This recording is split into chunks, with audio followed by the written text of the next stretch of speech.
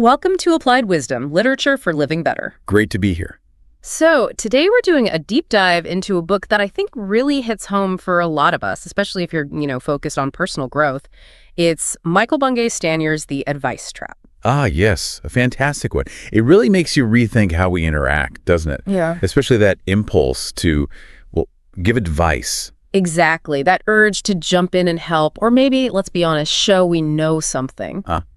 And Stanier's core point is that this instinct, while usually well-intentioned, often backfires. It can actually get in the way of real growth and understanding. Right. So let's unpack that. Why is giving advice, which feels so natural, potentially such a trap? What are the pitfalls Stanier highlights? Well, one of the big ones is simply solving the wrong problem. Someone shares something, we latch onto the first thing we hear, and boom, offer a solution. Without really getting what's underneath it. Precisely. We don't dig deeper. And another thing is it can disempower the other person. You're sort of implicitly saying, I have the answer. You don't.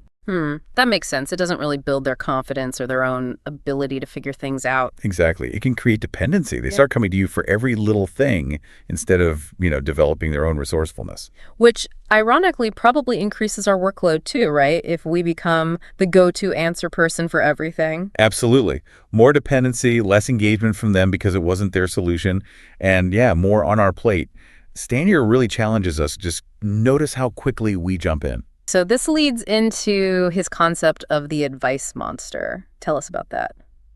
Sounds ominous. It kind of is. It's that internal compulsion we all have, that voice inside that screams, I can fix this, almost the second we hear a problem. An automatic reaction. Totally. And it's fueled by different things. Wanting to help, but also our ego, impatience maybe, and honestly, just habits we've learned over years. We think our value comes from having the answers. And that telling someone is just, faster. Faster, more efficient, or so the monster believes. But it rarely is, not in the long run. And this advice monster, it wears different masks, doesn't it? Stanier mentions 3 personas. That's right. The tell it, the save it, and the control it. They're like different flavors of the same impulse. Let's quickly touch on those. What's the tell it? The tell it is basically the expert mode, the one who believes they know best. The assumption is, my ideas are better, or they just won't get it right without my input. I can see how that would make someone feel pretty incompetent. Yeah, it shuts down discussion, stops others from building their own skill. Very counterproductive to growth. Right. And the save it. It sounds nicer. It comes from empathy, wanting to shield people from struggle or failure, wanting to be liked. But the message it sends is often, I don't think you can handle this. So it prevents learning from mistakes, from challenges. Exactly. It fosters that dependency again. And honestly, it can lead to burnout for the saver too. You can't rescue everyone all the time. True.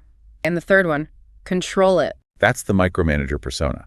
It's driven by a need for things to go the right way, which usually means their way. Often comes from a fear of failure. And the result? Stifled creativity, no initiative. People just become passive order takers because what's the point if they're just going to be overridden? They lose that sense of ownership. Wow. So these 3 personas, driven by different things, ego, empathy, fear, they all end up hindering rather than helping in a way. Pretty much. They're all facets of that advice monster keeping us stuck in the trap. So why do we keep feeding this monster? You mentioned ego, wanting to help, impatience. Yeah, those are big ones. Ego gratification feels good. We genuinely do want to be helpful. Impatience is huge in our fast-paced world.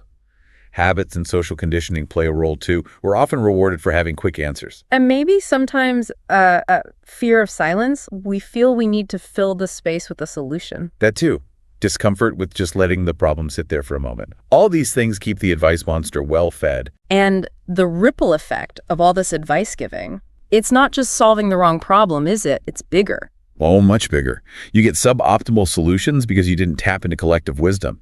Teams get disengaged, people don't take ownership, development gets stifled, and leaders just get completely overwhelmed being the bottleneck. Okay, I'm convinced. Giving advice isn't always the best route, so what's the antidote Stanier proposes? How do we actually do something different? The antidote, in a word, is curiosity. Curiosity. Yeah. Shifting our stance from being the one who knows to being the one who learns. It's about asking better questions, listening more deeply. So instead of rushing to solve, we rush to understand. Exactly. His mantra is basically, stay curious a little longer and rush to action and advice a little slower. Curiosity unlocks everything: deeper understanding, stronger relationships, and the other person's own potential. I like that. Stay curious a little longer.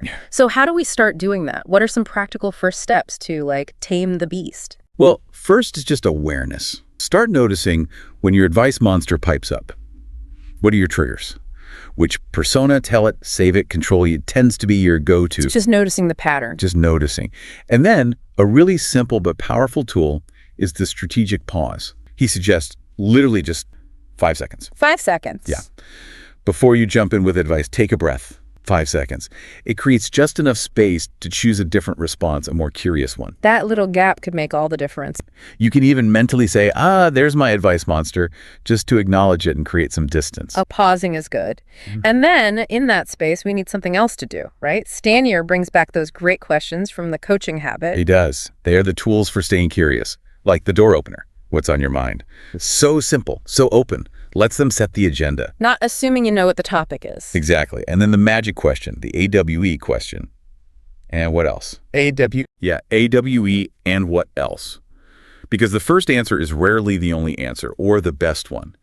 Asking and what else helps people go deeper, uncover more layers. Try asking it twice, maybe even 3 times. Next time someone brings you something, you'll be amazed. Okay, actionable takeaway number 1. Ask, and what else? At least twice. Got it. What other questions are key? The focus question is crucial. What's the real challenge here for you? This helps cut through the noise and identify the core issue for that specific person. Pinpointing the actual struggle. Right. And then, what do you want? The foundation question. What outcome are they actually looking for? We often skip this and assume we know. So clarifying the goal before jumping to solutions. Absolutely. And this leads nicely to the true support question, which I think is vital for anyone trying to break the advice habit. How can I help? Or maybe even more direct, what do you want from me? Instead of just assuming they want advice or for you to fix it? Exactly. Ask them what kind of support would be useful. Maybe they just want a vent. Maybe they want a resource. Maybe they do want advice. But let them ask for it specifically. So, actionable takeaway number 2. Ask, how can I help? And wait for their answer. That feels like a big shift, just asking that question. It is. Then there's the strategic question. If you're saying yes to this, what must you say no to? This brings in opportunity cost, makes the decision more real. Forces some strategic thinking. Yeah. And finally, the learning question to wrap things up. What was most useful or valuable for you about this conversation? Oh, I like that. It helps them consolidate their own thinking. And gives you feedback. It anchors the learning. Actionable takeaway 3. End conversations by asking what was useful. These questions are powerful tools. But it's not just about the questions, is it? There's more to curiosity. Definitely. It's also about deep listening. Really tuning in to understand, not just waiting for your turn to talk or formulating your brilliant response, and acknowledging what they're saying, validating their perspective, even if you don't agree. That builds trust. Listening to understand, not to reply. And validating. Makes sense. So building this new habit of curiosity, it sounds like it takes practice. Oh, absolutely. It's a skill. Focus on small changes. Maybe pick one question, like, and what else? Yeah. And practice using it deliberately. Notice your cue, like someone bringing you a problem, and try the pause, then the question. And be okay with not being perfect at it right away. Totally. Be self-compassionate. Progress, not perfection. Yeah. Every time you choose curiosity over advice, it's a win. You're retraining your advice monster. This is really practical stuff. The advice trap seems less about just not giving advice and more about intentionally shifting to a more empowering, curiosity-led approach. That's exactly it. It's about moving from being the answer giver to being a catalyst for other people's wisdom and growth, helping them find their answers. So, for everyone listening, maybe think about your own advice monster. Which persona, tell it, save it, control it, shows up most often for you? That self-awareness is the first step. And maybe try out just one thing this week. The 5-second pause, asking, and what else? Twice. Small steps. Well, this has been a fantastic exploration. Really makes you think about everyday interactions differently. It's powerful stuff, isn't it? Yeah. Simple ideas, but potentially transformative if we practice them. Indeed. Thank you for diving into the advice trap with us. And thank you all for tuning in. Stay tuned for the next one. You can subscribe if this helped you. It really helps the channel.